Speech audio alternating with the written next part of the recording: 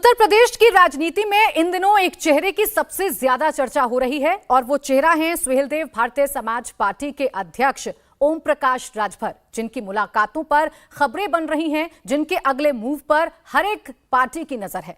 आज वो हमारे साथ जुड़ गए हैं। बहुत बहुत स्वागत है ओम प्रकाश राजभर जी आपका इंडिया टीवी पर। इन तमाम सियासी सुखबुगाहटों के बीच ओम प्रकाश राजभर जी, मेरा आपसे सीधा सवाल ये है कि ओम प्रकाश राजभर आज कहां पर है? आज लखनऊ में हैं। किसके साथ हैं? अब आपके चैनल पे हैं, आपके साथियों के साथ हैं।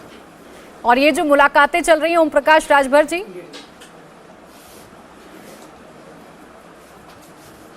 देखिए, मुलाकात पहले तो बहुत लोगों से होती रहती है और चूँकि जैसे बसपा में जब मैं था तो तमाम आज जो बीजेपी में 2 दर्जन मंत्री हैं बसपा के प्रोडक्ट हैं, तो उस समय भी संबंध था। हम बीजेपी से गठबंधन किए तो वो लोग बीजेपी में आ गए तो बीजेपी में मंत्री बने, तब भी संबंध था। और आज भी जैसे हम विधायक हैं, वो लोग मंत्री हैं, डिप्टी सीएम हैं, तो संबंध है, मिलता जुलता है, मिलते रहते हैं, यही संबंध है। आपका एक बयान बड़ी चर्चाओं में है। आपने कहा कि मायावती, अखिलेश यादव, जयंत अगर एक साथ आ जाएंगे तो ओपी राजभर सबसे पहले उनसे जाकर मिल जाएंगे। एक तरफ आप सॉफ्ट कॉर्नर बीजेपी की तरफ दिखा रहे हैं, एक तरफ आप विपक्षी गठबंधन पर भी नजर बनाए हुए हैं। ऐसा तो नहीं कि 2 नावों पर सवार कर रहे हैं ओपी राजभर? नहीं, मैं 2 नाव पर सवार नहीं हूं। अभी बीजेपी के किसी नेता से गठबंधन के सवाल पे कोई बात नहीं। लोग कहते हैं कि हमारी पार्टी से गठबंधन कर लीजिए, लेकिन हमारे तरफ से अभी उस पर कोई पहल नहीं है। हाँ, इतना जरूर है कि हमारी कोशिश ये हो रही है कि जैसे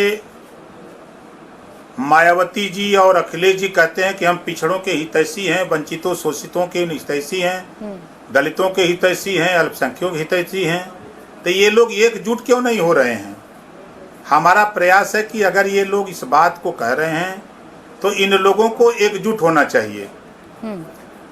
मायावती जी एक हो जाएं, अखिलेश जी, सोनिया जी, नीतीश जी, जयंत जी, ये लोग एकजुट हो जाएं। जिस दिन एक मंच पे आने का ऐलान करें तो ओम प्रकाश राजभर भी इन लोगों के साथ आने के लिए जिस दिन बुलाएंगे 2 घंटा पहले सूचना दें तो हम इनके यहाँ हाजिर हो जाएंगे। लोग कह रहे हैं आपसे गठबंधन करने के लिए, उन लोगों में कौन कौन शामिल हैं? क्योंकि खबरें तो ये भी हैं कि बीजेपी से भी आपकी बातचीत चल रही है, बीजेपी की तरफ भी अब आपका सॉफ्ट कॉर्नर है, मुख्यमंत्री का काम आपको पसंद आ रहा है? नहीं, देखिए, काम तो हम जिसका है उसका सराहना करते हैं। आप 10-90 पर खड़ा होइए तो मायावती जी का काम दिखता है, नीचे उतरिए तो गोमती रिवर फ्रंट अखिलेश जी का काम दिखता है, आगे बढ़िए पूर्वांचल एक्सप्रेसवे तो योगी जी का काम दिखता है, कांग्रेस का काम दिखता है, रेलवे स्टेशन लखनऊ जाइए तो कांग्रेस का काम दिखता है। तो जिसका काम जो किया उसके काम की प्रशंसा तो हम करते ही हैं। ऐसा नहीं कि हम और नेताओं की तरह कि उन्होंने कुछ नहीं किया, खाली हमने किया है, ये बात हम नहीं बोलते। जिन लोगों ने जो काम किया उनके काम की प्रशंसा तो हम करते हैं और साथ ही साथ कटाक्ष भी करते हैं ओपी राजभर जी। आपके बारे में अब ये कहा जाने लगा है कि आप जिसके साथ जाते हैं उसी की बुराइयां आपको नजर आने लगती हैं। आप जब बीजेपी में थे, एनडीए के साथी थे, तो वहां पर आपको लग रहा था कि काम नहीं हो रहा। अब अखिलेश यादव पर भी आपके तीखे प्रहार सब सुन रहे हैं। नहीं, देखिए, मैं सामाजिक न्याय समिति के सवाल पे मैं बार बार माननीय अमित शाह जी से भी मिलता था, मुख्यमंत्री से भी मिलता था और उनके प्रदेश के अध्यक्ष, मैं सबसे इस बात को कहता था कि देखिए 27% जो रिजर्वेशन लागू है उसमें सबको बराबर हिस्सा नहीं मिल पा रहा है, तो जो बंटवारा करके 7, 9, 11 का सामाजिक न्याय समिति जो कमेटी बनी थी, जो तय किया, उसको लागू कर दिया जाए। तो इसमें कोई लड़ना, इस बात को तो कोई विरोध की बात तो नहीं है भाई, सबके हित की बात है। वो भी चाहते थे, हम भी चाहते हैं, तो फिर लागू क्यों नहीं हो रहा है? इस बात को लेके हम कहते थे तो भाई अब उसको लेके कोई विरोध लगे। आज जैसे समाजवादी पार्टी राष्ट्रीय अध्यक्ष 13 महीने से विधानसभा में हैं, 3 बार सत्र चल चुका, एक बार भी सामाजिक न्याय समिति की रिपोर्ट पर चर्चा नहीं करते हैं। जबकि वो जनता के हित में है, सामाजिक न्याय की बात है, तो इसको चर्चा करने से क्या दिक्कत है। अब उस बात को लागू कराने के लिए बसपा सपा की सरकार नहीं है, कांग्रेस की नहीं है, बीजेपी की सरकार है। तो बीजेपी के ऊपर दबाव कौन बनाएगा?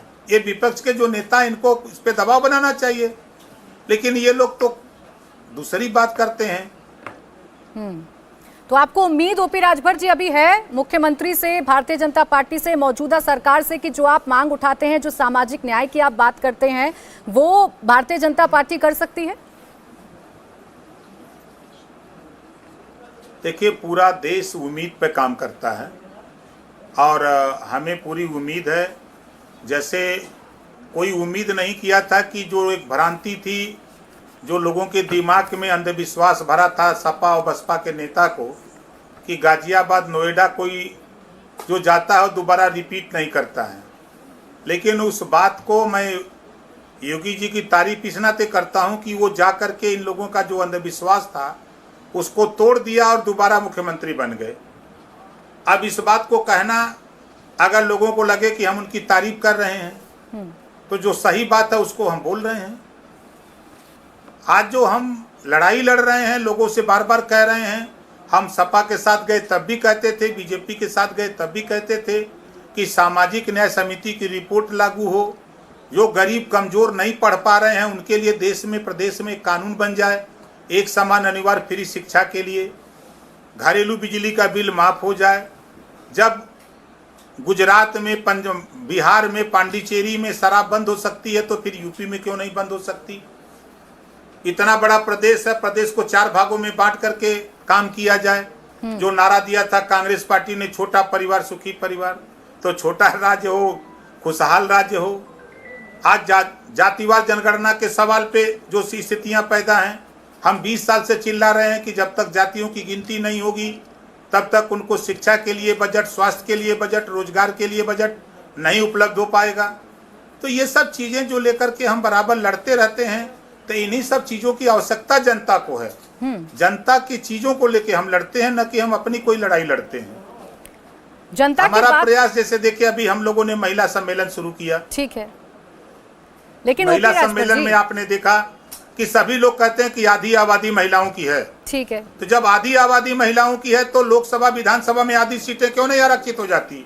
नौकरियों में आधी सीटें महिलाओं की आरक्षित कर दिया जाए, शिक्षण संस्थाओं में आधी सीटें आरक्षित कर दिया जाए, तो वो अपना खुद कानून बना लेगी, अपनी सुरक्षा खुद कर लेंगी।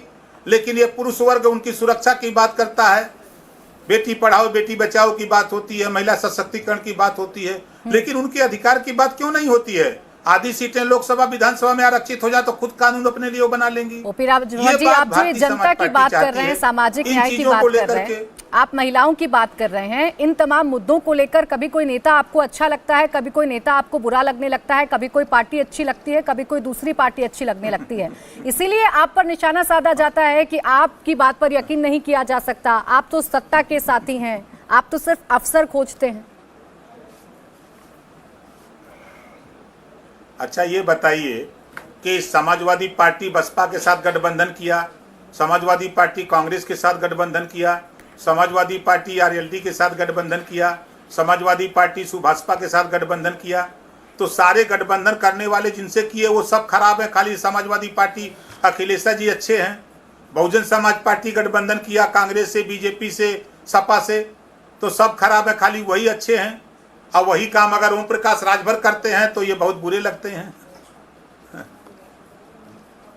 ठीक है ओम प्रकाश राजभर जी, लेकिन अखिलेश यादव से आपकी ये जो नाराजगी है, इसके पीछे की वजह क्या है? क्योंकि मुझे याद है जब आपने एनडीए का साथ छोड़ा था, आप अखिलेश यादव के साथ जब गए थे तो आपको उनमें सामाजिक न्याय की मूर्ति नजर आ रही थी, एक काबिल राजनेता नजर आ रहे थे। लेकिन वही अब आपको एसी में बैठे हुए नेता नजर आते हैं, उन्हीं में आपको दगे हुए कारतूस नजर आते हैं, उनकी राजनीतिक समझ और विवेक पर आप सवाल खड़े कर देते हैं। तो ये सोच कैसे बदली ओपी राजभर जी की?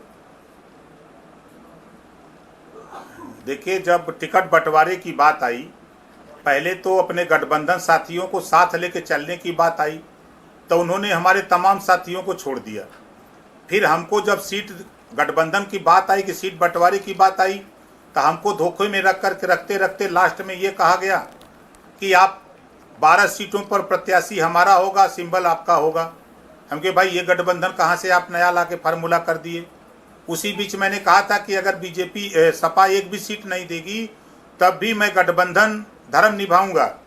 मैं खुलेआम उनसे कहा था कि सामाजिक न्याय समिति की रिपोर्ट लागू कराना है, इस नाते हम आपके साथ हैं।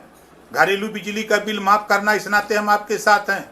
एक समान अनिवार्य फ्री शिक्षा लागू करना, इस नाते हम आपके साथ हैं। हम महिलाओं को आधी आबादी है उनको आधा लोकसभा विधानसभा में सीटें आरक्षित कराने की लड़ाई लड़ने के लिए हम आपके साथ हैं। नौकरियों में आधी सीटें आरक्षित कराने के लिए हम आपके साथ हैं। हम प्रदेश में शराबबंदी के कराने के लिए हम आपके साथ हैं। तो हम मुद्दों के साथ जाते हैं, अपनी बात कहते हैं लोगों के साथ, उनके प्लेटफार्म पर खड़ा होकर, तो यही तो बात हम कहते थे। और जब वो तैयार नहीं हुए, अब सीट बंटवारे में अब जिस तरह का रोल उनका था, सुबह देते हैं कुशवाहा को, 12 बजे देते हैं पंडित जी को और संझा को देते हैं पटेल जी को, तो कैसे जीतेंगे चुनाव? अब प्रजापति को टिकट देंगे नहीं, पाल को देंगे नहीं, कश्यप को देंगे नहीं, बिंद को देंगे नहीं, आरक करकबंसी बंजारा बहेलिया खंगार को देंगे नहीं, और टिकट वोट तो चाहिए सबको। क्यों वो वोट देगा आपको? सरकार न बनने का सबसे बड़ा वजह यही था कि टिकट बंटवारा जो इन्होंने किया है और जातियों को हिस्सेदारी नहीं दिया, इस वजह से लेकिन इसी फॉर्मूले के साथ ओपी राजभर जी स्वीकार करने को तैयार है। ओपी राजभर जी, इसी फॉर्मूले के साथ आपके विधायकों की संख्या तो बढ़ गई। अखिलेश यादव के साथ आप गए तो आपको कुछ तो फायदा हो गया ना? नहीं तो उनको फायदा हुआ ना, 47 से 125 पर पहुंच गए, ये भी तो फायदा है।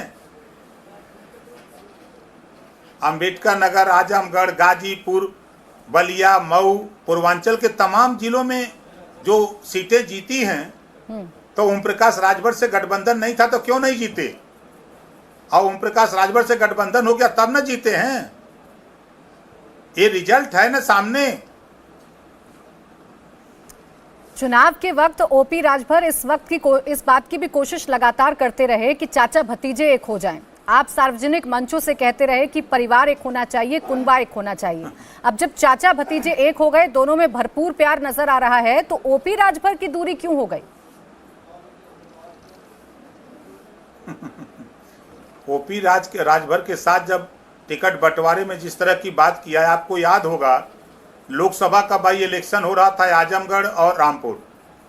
मैं 45-46 डिग्री टेम्परेचर में मैं 300 अपने नेताओं को लेके आजमगढ़ में प्रचार प्रसार में लगा था। मैं 6 बार अखिलेश जी को फ़ोन करके कहा कि 10,000 के लगभग वोट से हम हार जाएंगे, आप आ जाओ, यहाँ सभा कर दो, हम लोग चुनाव जीत जाएंगे। आप आ जाओगे, जो निराशा है लोगों में वो आशा में बदल जाएगी, जो नेता निष्क्रिय हैं वो सक्रिय हो जाएंगे, तो थोड़ा वोट का पोलिंग परसेंटेज बढ़ जाएगा। लेकिन ये गए ही नहीं। तो उसी बात पर जब मैंने कहा कि एसी में बैठ करके राजनीति नहीं होगी, तो वो बात उनको बुरा लग गई। तो भाई हमने क्या बुरा कह दिया कि जब आपकी पार्टी चुनाव लड़ रही है, हम लोग सहयोगी दल के लोग उस वहाँ मेहनत कर रहे हैं और आप जो है एसी में बैठ करके मजा ले रहे हो, तो ये अच्छा नहीं है। आपको भी वहाँ जाना चाहिए, मैदान में निकलना चाहिए था। तो ये बात उनको बुरी लग गई। अब जब राष्ट्रपति का चुनाव आया तो हमसे कहे कि आप अपने विधायकों को बुला लो, मीटिंग है। मैं बुला लिया लोगों को, अब फिर 12 बजे कह रहे हैं कि नहीं मीटिंग नहीं होगी, सबको कह दो घर चले जाएं। अब फिर 4 बजे मीटिंग कर रहे हैं और सिन्हा जी को बुला करके प्रेस वार्ता हो रही है, जैन जी को बुला लिए, हम लोगों को छोड़ दिए और आरोप क्या लगा रहे हैं कि वो बीजेपी को वोट दे रहे हैं। आपने हमको बुलाया ही नहीं, आपने हमसे वोट लिया ही नहीं और आप कह रहे बीजेपी को वोट दे दिया। जब आपने हमारा उपयोग नहीं समझा और उधर बीजेपी के लोगों ने वोट मांगा, तो संविधान में जो बाबा साहब डॉक्टर अंबेडकर जी ने वोट देने का पावर दिया है, तो वोट तो हम देंगे, किसी न किसी को देंगे। 2 ही प्रत्याशी थे और दूसरी तरफ दलित का सवाल था, और आप हमने दलित के सवाल पे और वोट न मांगने के सवाल पे वोट दिया उधर। सवाल मैं इसलिए पूछ रही थी क्योंकि चाचा शिवपाल को लेकर आप काफी मुखर रहे हैं और उनकी काबिलियत की चर्चा आप लगातार करते रहे हैं। अब तो चाचा भतीजे के बीच में प्यार भी है और पूरी तरीके से सम्मान भी है, पार्टी में आ चुके हैं, फिर से उनको वो जो अधिकार हैं वो मिल रहे हैं। आप कह रहे थे कि आगे वाली सीट पर बैठने से भी कोई फायदा नहीं है। इसका फायदा तो समाजवादी पार्टी को होगा ना शिवपाल यादव के आने के बाद। देखिए अभी निकाय चुनाव हुआ है ना, निकाय चुनाव में तमाम शिवपाल जी के चहेते लोगों को टिकट नहीं मिल पाया। आप ही लोगों के चैनल पे चला, अखबारों में बात छपी, तो कहाँ उनकी पूछ हुई वहाँ। छोटे छोटे दलों का मिक्सचर उत्तर प्रदेश में है। और देखिए, आप तो खुद ही कहते हैं कि पूर्वांचल में अगर अपना सिक्का जमाना है तो राजभर की जरूरत पड़ेगी ही। अगर हम एनडीए की बात करें तो देखिए, उनके पास कुर्मी समाज से अनुप्रिया पटेल हैं, अपना दल एस है। नोनिया समाज से संजय चौहान है, जनवादी पार्टी। निषाद समाज से संजय निषाद हैं, निषाद पार्टी के नेता हैं। राजभर समाज से उनके पास क्या जगह खाली है? क्या उसकी वैकेंसी आप भरेंगे? किस पार्टी में? Bharatiya Janata party, NDA. किस पार्टी में? एनडीए। तो भारतीय जनता पार्टी, अभी भारतीय जनता पार्टी को जरूरत नहीं है तो हम जबरी जाके कह दें कि हमको ले लीजिए। जरूरत नहीं है राजभर की, ओपी राजभर जी की। भाई, जब जरूरत होती तो लोग बात करते ना। कोई बात नहीं हुई आपसे अभी तक? कोई बात नहीं हमारी उनकी अभी तक। एमएलसी चुनाव में तो आपकी नजदीकी नजर आई थी ओपी राजभर जी। मायावती नहीं, जब सपा ने वोट नहीं मांगा तो फिर वोट देना है तो किसको दिया जाए? इधर से वोट मांगने वाले जो नाम दया शंकर सिंह जी ने वोट मांगा, भूपेंद्र चौधरी ने वोट मांगा, उधर हमारे ब्रजेश पाठक जी ने वोट मांगा, हमारे सुरेश खन्ना जी ने वोट मांगा। तो ये लोग तो वोट मांग रहे हैं और सपा की तरफ से वोट नहीं मांगा गया तो जबरी ले जाके दे दे हम। आप राजभर समाज की बात करते हैं और सामाजिक न्याय की लड़ाई को लड़ रहे हैं। एक और नेता हैं जो राजभर समाज का प्रतिनिधित्व करते हैं, भारतीय जनता पार्टी में है, अनिल राजभर। उनकी राय आपके लिए बिल्कुल अलग है। वो ऐसे ऐसे बयान आपको देते हैं, आपके लिए देते हैं और सीधे तौर पर कहते हैं कि आप सिर्फ और सिर्फ सत्ता के लोभी हैं, आपको सिर्फ पद का लालच है, आपको समाज की नहीं पड़ी है। देखिए, वो समाज का बच्चा है, राजनीति में कच्चा है, हम उसके चच्चा हैं। ठीक है। अब मिल जा कभी तो पूछिएगा कि अनुसूचित जनजाति में शामिल कराने के लिए कटिंग मेमोरियल का मैदान बनारस में बुलाया गया था अमित शाह जी को, राजनाथ जी को। वो मुद्दा कहाँ चला गया? वो कितने दिन में आरक्षण उनको दिलाएंगे भर राजभर को? वो जब जाते हैं तो अभी होमगार्ड मंत्री थे तो 50,000 राजभरों को होमगार्ड बना रहे थे, एक को नहीं बना पाए। अब इस समय श्रम मंत्रालय है तो श्रम मंत्रालय में कह रहे हैं कि हम सभी राजभरों को जॉब कार्ड बना देंगे, मनरेगा में सबको काम देंगे।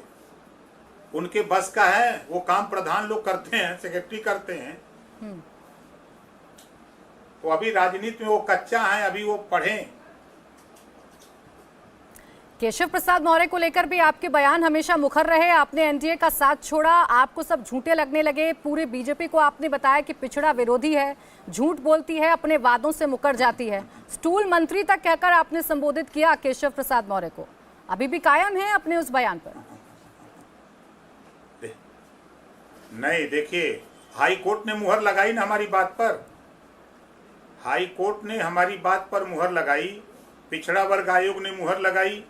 मैं 3 बार मुख्यमंत्री से मिला शिक्षक भर्ती को लेके, तो मुख्यमंत्री ने भी कहा कि अधिकारियों ने इससे गलती हुई है। तो कौन सा बुरी बात मैं कह रहा था कि जब हाई कोर्ट ने कहा कि नहीं 27% रिजर्वेशन जो शिक्षक भर्ती में और 22.5% जो भर्ती में शेड्यूल कास्ट शेड्यूल ट्राइब्स का है, उनका कोटा पूरा नहीं है। ये बात तो हाई कोर्ट ने भी कहा।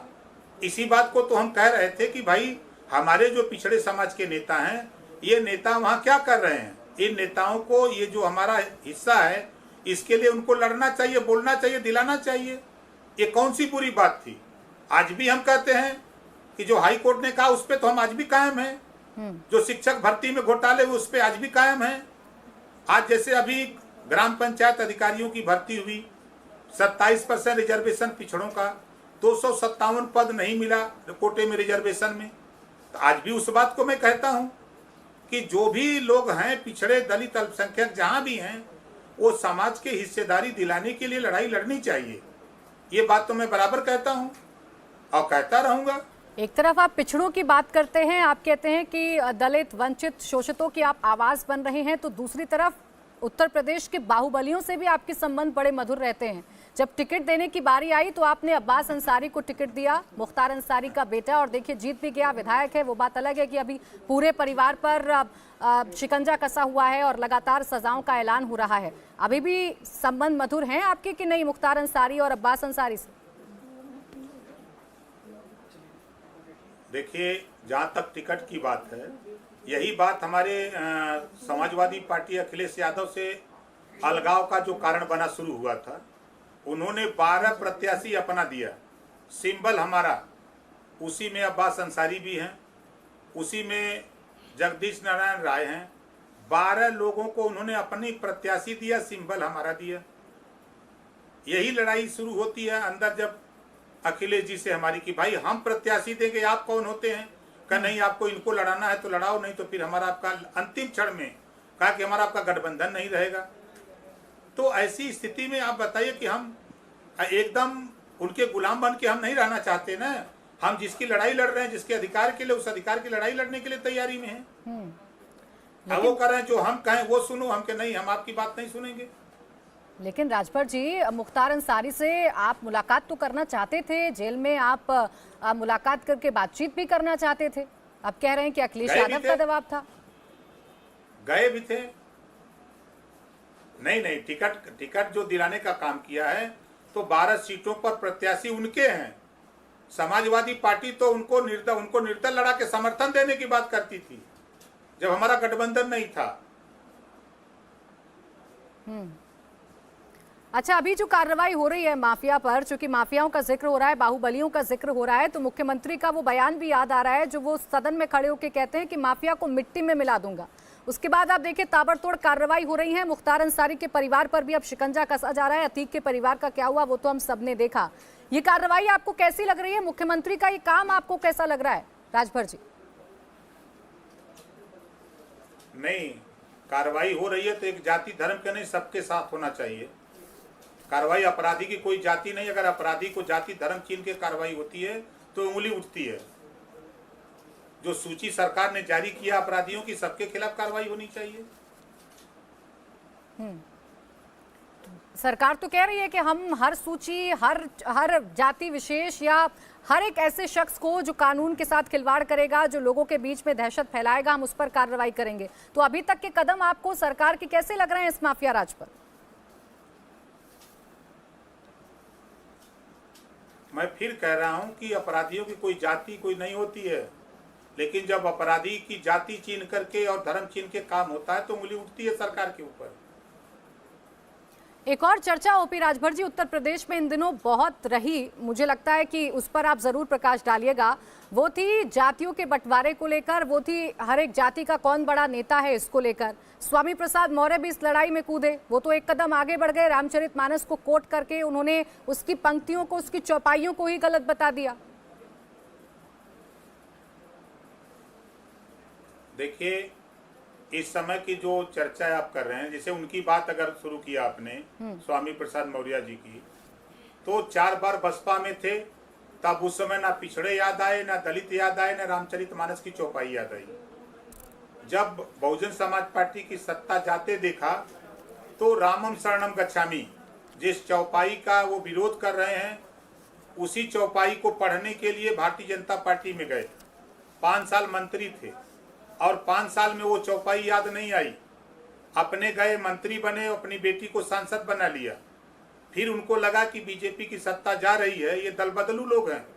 फिर वो समाजवादी पार्टी में गए, समाजवादी पार्टी से टिकट लेके लड़े, वहां से चुनाव हार गए और लोगों ने, उन्हीं के कौम के लोगों ने उनकी गाड़ी तोड़ ताड़ के भेज दिया कि जाओ।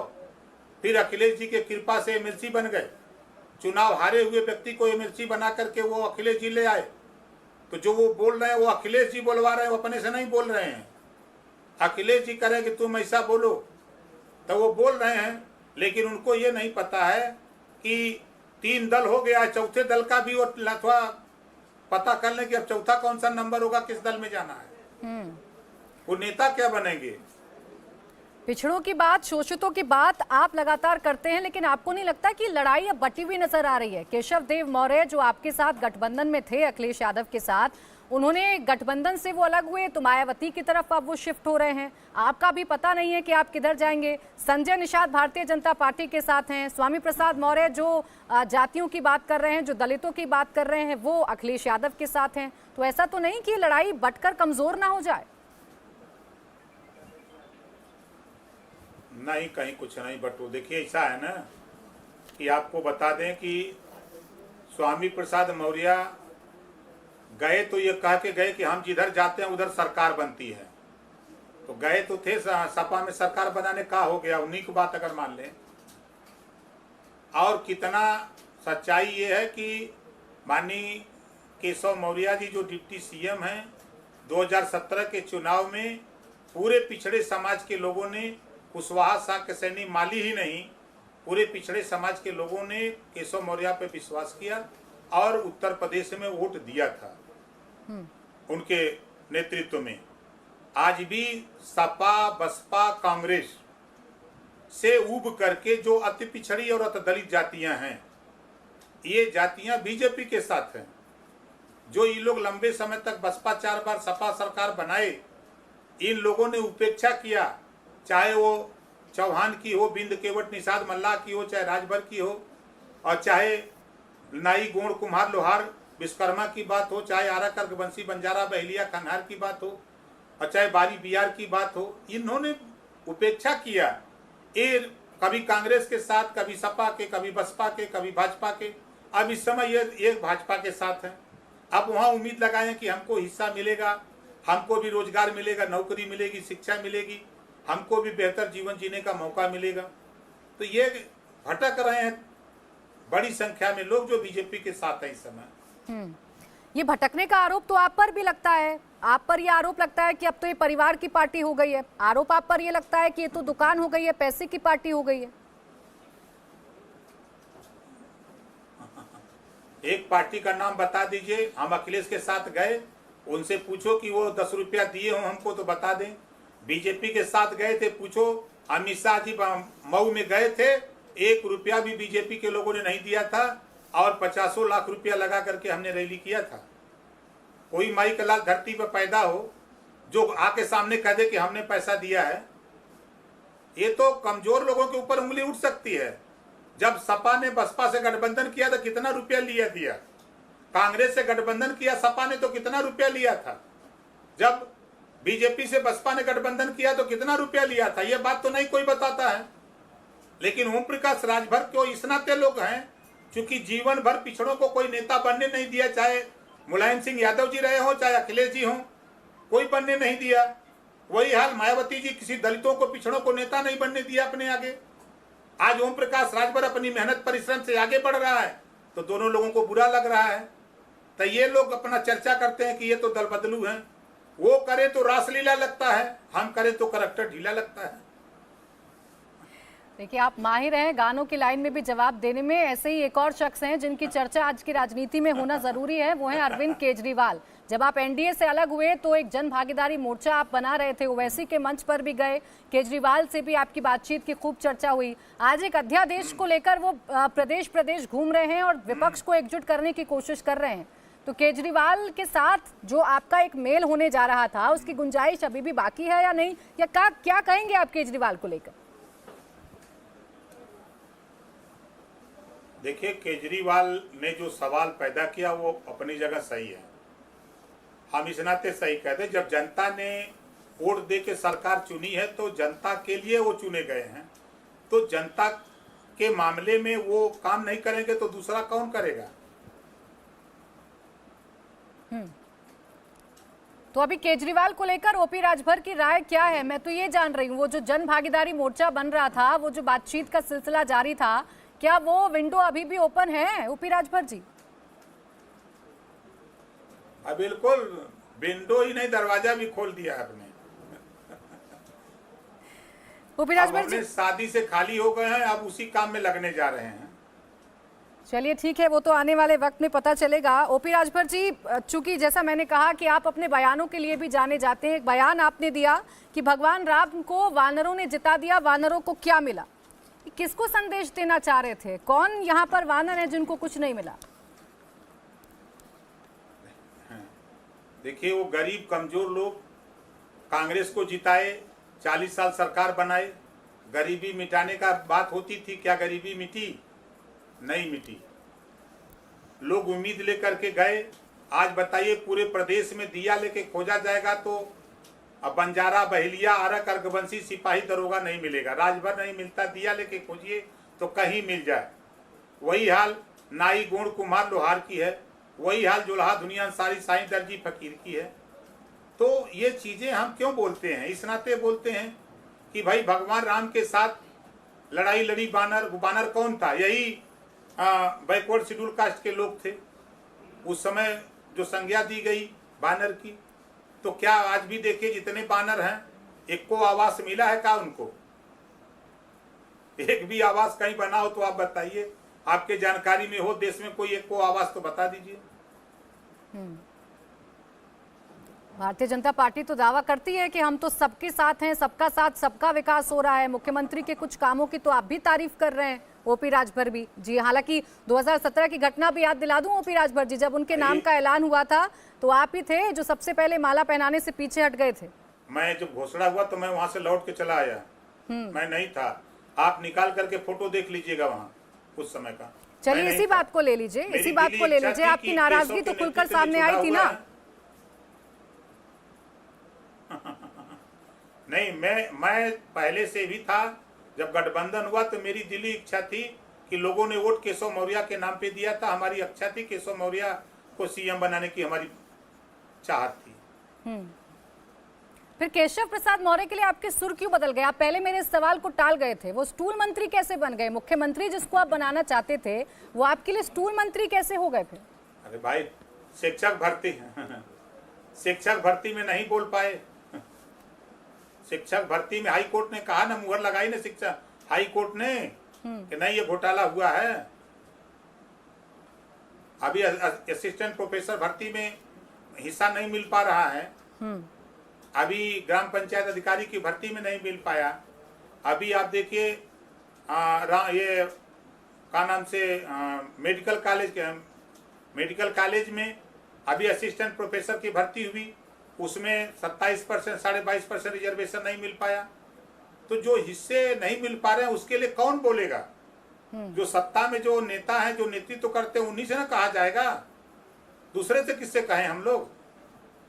विपक्षी एकता की चर्चा बहुत हो रही है ओपी राजभर जी। आपने शुरुआत में कहा कि सब लोगों को एक साथ आ जाना चाहिए, 2 घंटे पहले आप पहुंच जाएंगे।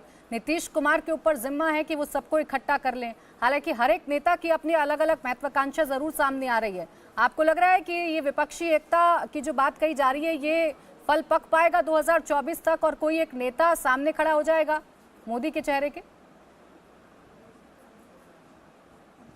देखिए, आवश्यकता उत्पत्ति की जननी है। जब जब आवश्यकता पड़ी है तो जनता पार्टी बनी न। कोई उम्मीद किया था? जनता पार्टी बनी थी, जनता दल, उसके बाद तमाम जो आवश्यकता उत्पत्ति की जननी होती है।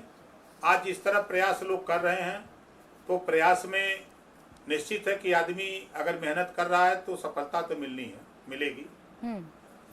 जाते जाते एक और मैं आपके साथ एक राउंड खेलना चाहूंगी। मैं इसे राउंड का नाम इसलिए दे रही हूँ ओपी राजभर जी, चूंकि आप माहिर हैं गानों के, आप माहिर हैं गानों के जरिए जवाब देने के। मैं एक एक नेता का नाम लूंगी, कौन सा गाना आप उसे बोलना चाहेंगे, कौन से गाने की लाइन से संबोधित करना चाहेंगे, वो आपके ऊपर है। सबसे पहले शुरुआत कर लेते हैं राहुल गांधी जी से।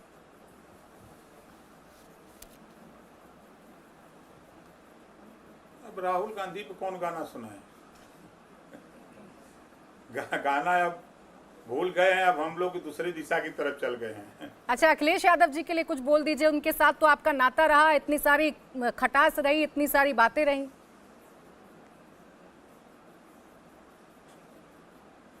भगवान उनको सद्बुद्धि दे, सबको साथ लेके चलें। हम तो यही गाना उनके लिए है। मुख्यमंत्री योगी आदित्यनाथ जी के लिए?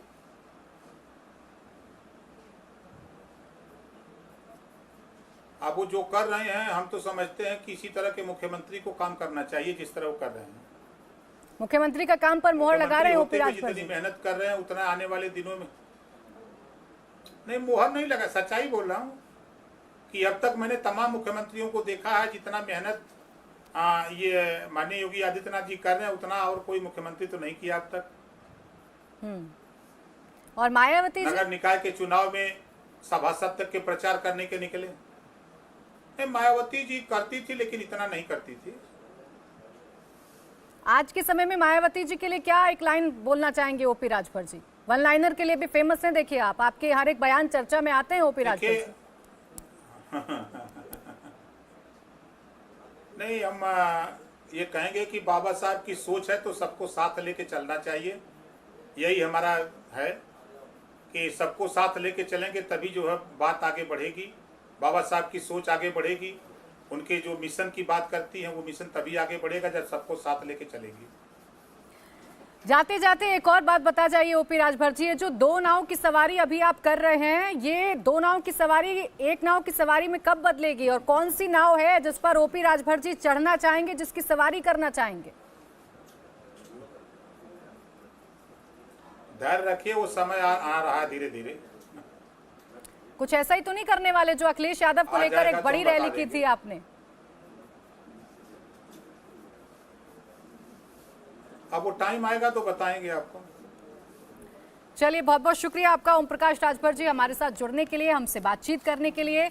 तो देखिए, एसबीएसपी के अध्यक्ष ओम प्रकाश राजभर हमारे साथ जुड़े, जो कि उत्तर प्रदेश की राजनीति में तड़का लगाने के लिए जाने जाते हैं, जो एक दल से दूसरे दल की तरफ अगर जाते हैं तो तमाम आरोपों की बौछार करते हुए नजर आते हैं। फिलहाल ओम प्रकाश राजभर ये कह रहे हैं कि सबके लिए रास्ते खुले हुए हैं, सबके लिए दरवाजे खुले हुए हैं, आने वाला वक्त बताएगा कि वो किसके साथ जाएंगे। इंडिया टीवी हर वक्त हर जगह डाउनलोड करने के लिए सर्च करें India TV news Google play store या ऐप स्टोर पर।